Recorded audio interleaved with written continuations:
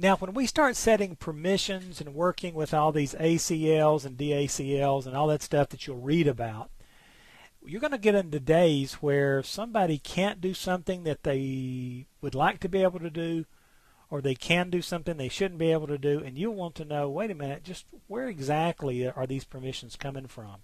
And once all these users, group memberships, and delegations are all piled up, what can they actually do? Well, there is a way to see effective permissions.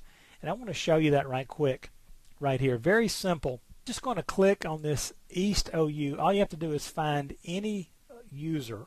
And I'm just going to right click on Frank and go down to Properties, and then I will go into Security on the Security tab. Now from that Security tab, for example, I'll click on Self here. And if I click Advanced, you'll notice there is a tab out here called Effective Permissions. And if I click on Effective Permissions, it's going to ask me, what group or username do you want to deal with? So I will jump back in. I will go out here and I will find Frank. And there's Frank. Double click him and say OK. Now notice it is showing me all the permissions that Frank has. So notice he can read access, remote access information, read web information.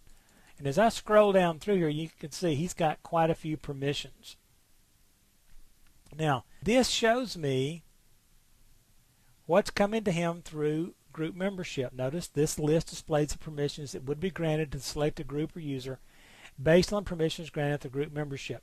So this is a way to figure out exactly what Frank has been granted. And then, if I'm now confused, I will have to go back and see every group that Frank is a member of and start to chase that stuff down from there.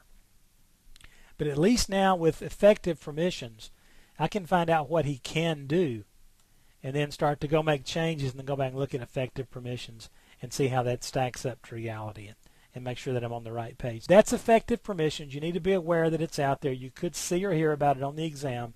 You just need to know that it's there, how to get to it, and what you can use it for.